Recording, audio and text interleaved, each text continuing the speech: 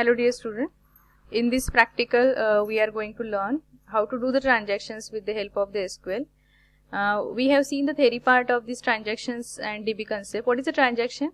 Transactions means either we are transferring some data from one row to the another row, that will be successfully done or it will not be successfully done. So there will be either commit or we have to come back to original position, that is a rollback.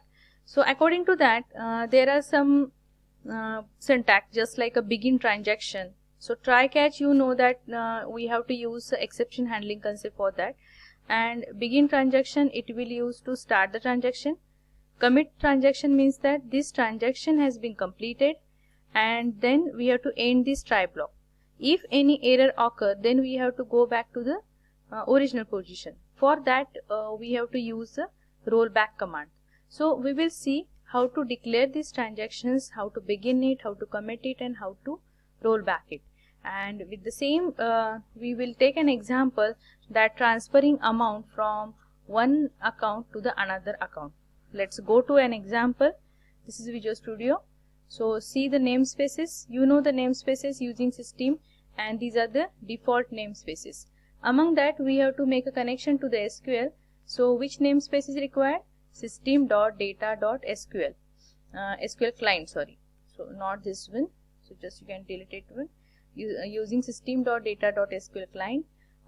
Then system configuration, if you are using configuration with the web.config file, then we have to use system.configuration, and then system.data, this is for the SQL data reader or the data set, we require the system.data.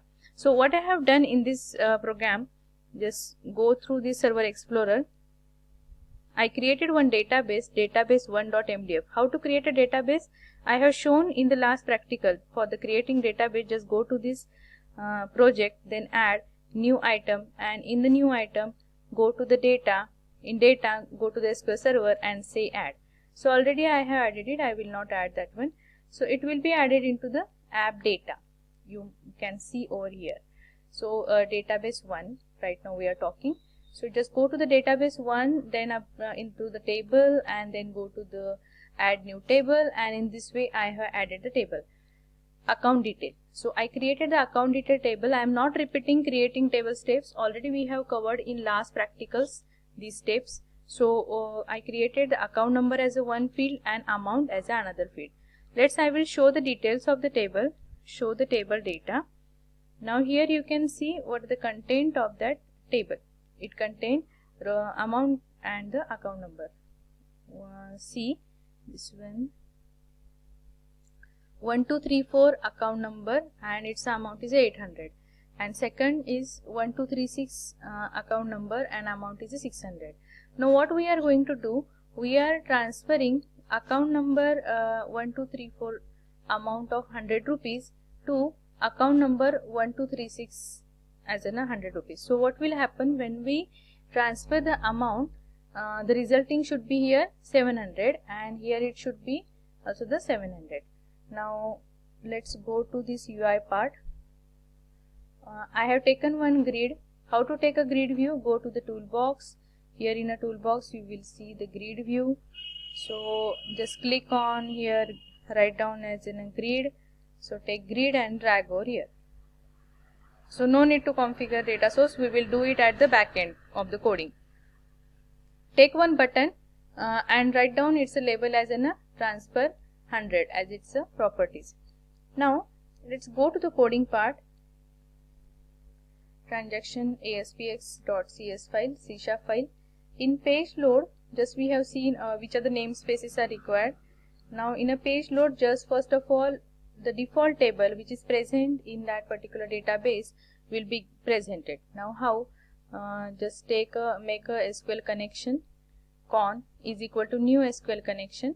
Now here copy these properties as in a data source and then attach DB file and integrated security is equal to true. How to take it?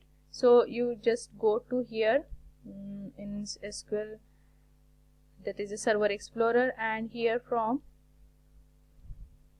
view Server Explorer and here database go to the properties, and from here properties, just copy this string into connection string. So you already know about it. And before that, add the symbol, and in a double quote write down this data source connection. Now in a page load, just we have to bind this data source to we have to select all this content from the table, and just we want to display it with the help of the grid view. So here write down SQL command. First of all, open the connection. How to open the connection? Con.open. What is this con? Con, it is already we have created the connection within the class itself, so it should be accessible throughout the class. Then con.open, it will open the connection. Then SQL command, create its object command is equal to new SQL command. Now which command we have written over here? Select star from account detail. So all the content from the account detail will be selected from the con object from this connection. After that, SQL data adapter SDA is equal to new SQL data adapter command will be passed. So it is for the changing that particular data, and create a data set object.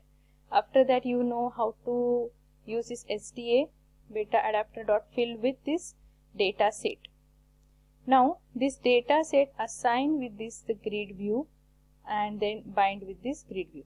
So what will happen when you run the program? First of all, your table will be loaded into the grid view. If any error occur, then that will be run, or that will be executed in this catch. So this exception occurred, it will be handled with one. Now the next part is very important one, just so focus on this part. So the first part, already this program we have done of loading this table into the grid view. Now look at the button click event. Now for that, first of all, create a transaction object. Now see this SQL transaction, this class, create its object, and initiate this one with the begin transaction. So here your transaction will get start. Now in a try statement, you can see create two commands we have to execute. So two statements has been given. One for the first, that we have to reduce the amount from account number 1234 as an 100 rupees, and in a second command that we have to increase the amount by the 100 rupees. So that's why write down the query as an first query as an update account detail, that is a table name, set amount is equal to amount minus 100. So it will take the latest amount from that row and it will be subtracted by 100, and that amount will be set to this amount field, where account number is equal to 1234. So in the first row, that amount will be deducted by the 100 rupees. For it will be reflected for the connection string and your transaction. And execute non-query, that you know it is used to execute that particular statement.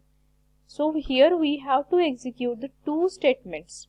Okay, two update statements are required. One for the reduction, second for the increment or the increasing that a particular amount. So transaction, after completion of these two statement, update statement, then we have to commit the transaction. So after beginning, once beginning start, that will run in a isolation mode. So one of the property of the transaction that we have studied as an isolation mode. So here it will be independently run, and any another transaction will not be mixed with this particular table. So it will run in a mutual exclusion, or it will use a mutual exclusion concept. So once that table is used to execute this command, then we have to commit it. Commit means it has been completed. So transaction.commit, so it is completed, and then after completion of that particular execution, we have to display. So the same code I have copied from the page load and display this account table with the help of the data set, SQL reader, and through the grid view. So display it the latest table. If while executing this transaction, if any error occur, then use the rollback command. So I will show you for this transaction, SQL transaction class. If I click on the transaction object, you will get a different functions, methods are available: commit, connection, create object, and isolation level, rollback. Among that, we require the rollback. So rollback, then this one, complete this one. So this is it will be rolled back to the original position if any error occur, and then we have to write this error, which kind of error has been occurred. And here normally we have written the SQL exception created by the object as a SQL error. So this is about the program, and at the end we have to close the connection. So write down finally con dot close. So it will close the connection. Let's run this program. Transaction.aspx, view in browser, and we will see how exactly it runs. It will take some time.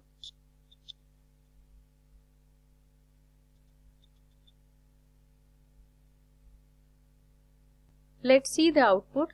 Here you can see 1234 account number, it is having amount of 800, and 1236 account number, it is having amount of 600. Now click on the transfer 100. Now let's see what happens. See here, 123 has been deducted by 100, so its amount becomes 700. It was previously how much? 800. And second one, 1236 account number, it was having 600, it is increased by the 100, that right now it has become 700. Again I am clicking on the button transfer 100. See here what happened. Right now its amount is 600, the first one reduced by the 100, and the second account it is increased by the 100. So in this way you can execute this program of the transactions. Here just I want to show you that how exactly the transaction works with the different functions. Which functions we have used over here? Begin transaction. First of all we have to create the class object of transaction. Which class is the default class? SQL transaction. And with that functions are begin transaction, commit, and the third one, that is a rollback. So how to use it? That transaction, begin transaction, and the commit, they should be within your button click, and specifically rollback we have to write if any error occur within the catch statement. So in this way you can execute it. I will upload this code on the Moodle. Just try to execute and implement this code on your machine. So I will stop here, and thank you.